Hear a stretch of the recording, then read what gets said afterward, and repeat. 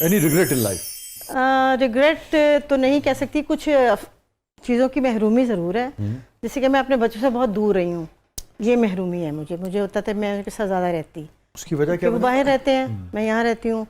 और मैं मिल के आ जाती हूँ क्योंकि वो शादीशुदा हैं, उनके अपने घर हैं, उनकी अपनी ज़िंदगी हैं। तो मैं उनकी ज़िंदगियों में दखल अंदाजी भी पसंद नहीं करती। और मैं कहती हूँ वैसे भी अमेरिकन बच्चे हैं तो मुझे अफसोस होता है कि मैं ज़्यादा वक्त नहीं रह सकती उनके साथ। ये कहना चाहिए, रिग्रेट कहना चाहिए, महरूमी है मेरी। क्योंकि हम तो जब से आपको देख रहे हैं, जब सारी लौट हयात थी हमारे कबीले की, यानी कि अशफाक साहब, अहमद कासमी साहब, नजीब अहमद, खालिद अहमद, अमजद भाई तो अभी गए हैं, ज़्यादातर बाहर रही ना? हाँ, बाहर भी रही, यहाँ रही, लेकिन बस इस तरह सफ़र में रही हूँ।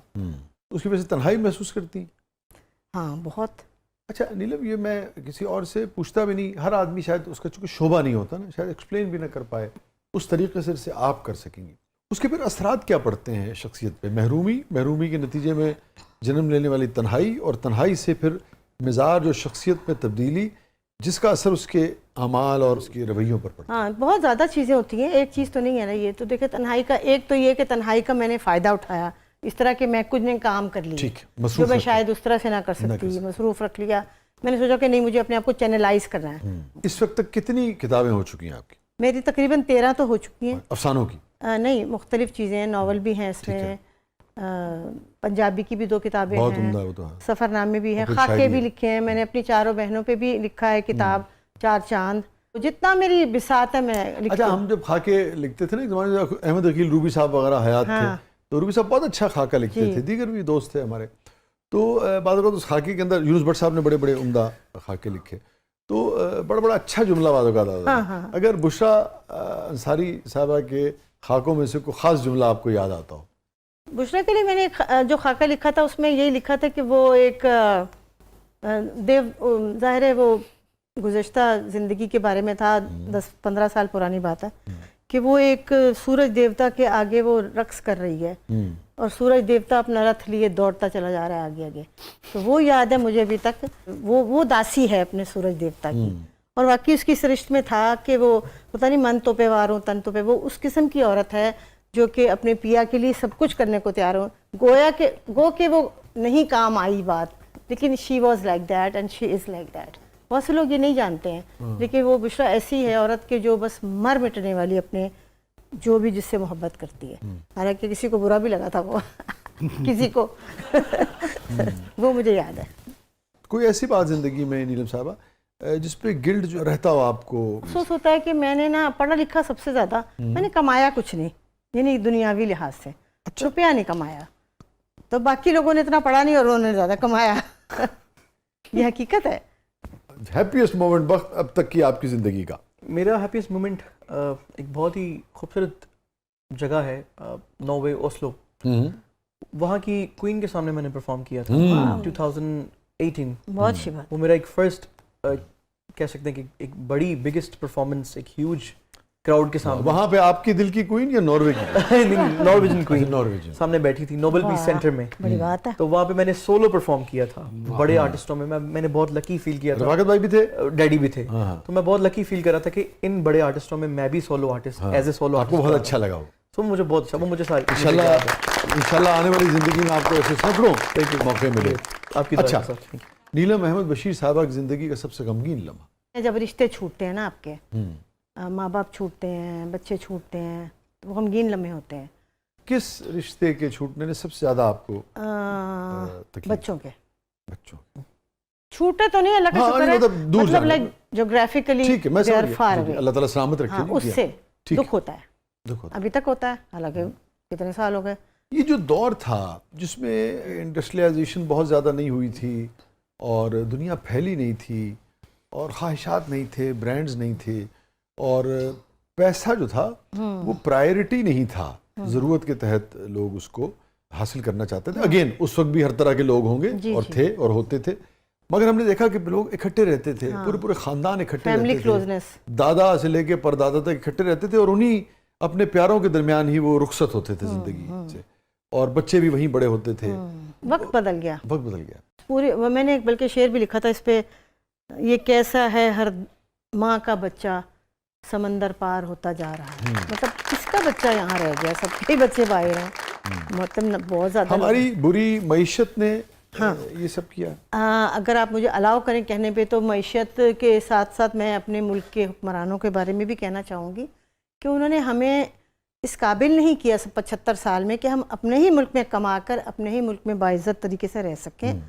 ہم نے اپنے آپ کو پڑھایا تک نہیں, ہم جاہل رہ گئے, ہم غریب رہ گئے, ہم اوور پاپولیٹڈ اتنے کہ ہم سڑک پر چل نہیں سکتے.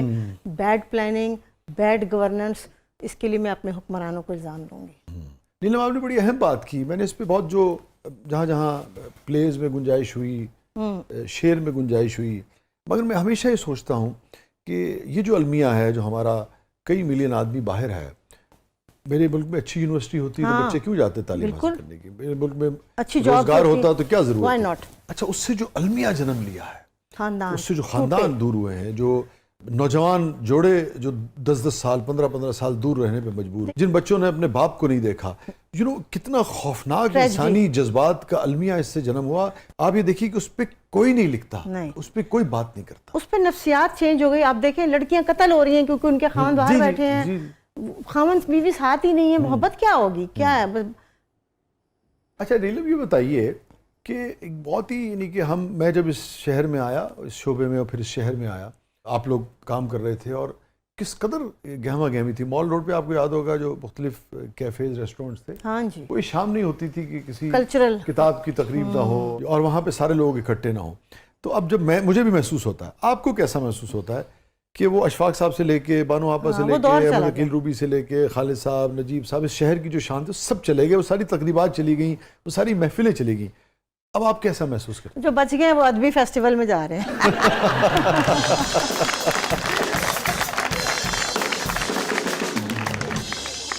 نیلم کچھ سنائیے, کچھ شعر میں. کہانی لکھتے لکھتے خود فسانہ بن گئی ہوں میں, کہانی لکھتے لکھتے خود فسانہ بن گئی ہوں میں, زمانے بھر کی تہمت کا نشانہ بن گئی ہوں میں. سمجھتی تھی رہوں گی میں جواں بچوں کی سنگت میں, وہ کب کے چل دیے قصہ پرانا بن گئی ہوں میں. مہکتے سرخ آنچل میں کہاں سے سانپ آ نکلا, خود اپنی موت کا رنگین بہانہ بن گئی. اچھا نیلم, واہ واہ واہ, مطلب پھر پڑھیے گا. کہانی لکھتے لکھتے خود فسانہ بن گئی ہوں میں, زمانے بھر کی تہمت کا نشانہ بن گئی ہوں میں. یہ کتنا اس جو انوائرمنٹ ہے ہمارے ہاں, معاشرہ جو ججمنٹل ہوتا ہے خواتین کے اظہار کے حوالے سے, کتنا اس نے ہماری خواتین کو, رائٹرز کو اپنے جذبات کے بھرپور اظہار سے روکا ہے. قاسمی صاحب سے, منٹو صاحب سے, ہم سے, کسی اور سے کوئی کچھ نہیں پوچھتا کہ شعر کہاں سے آیا, اس کی بنیاد کیا ہے, افسانے کی بنیاد کیا ہے, یہ تم نے خود تم پہ بیتا ہے, کس کے لیے لکھا, مگر عورت سے پوچھتے ہیں, اس پہ تہمت لگتی ہے.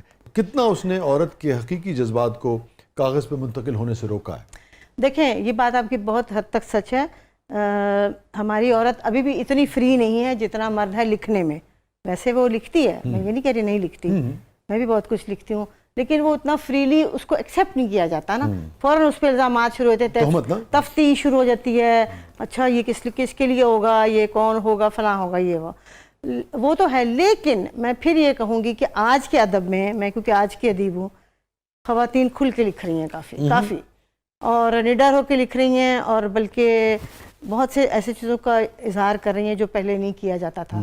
تو میرا خیال ہے تخلیق جو ہے وہ اس کا پودا پھل پھول رہا ہے جتنی کسی کی گنجائش ہے. آخر میں بھئی اگر دونوں مل کے کچھ ہمیں سنا دیں.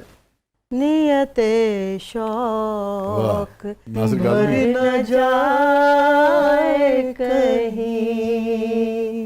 نیت شوق بھر نہ جائے کہیں, تو بھی دل سے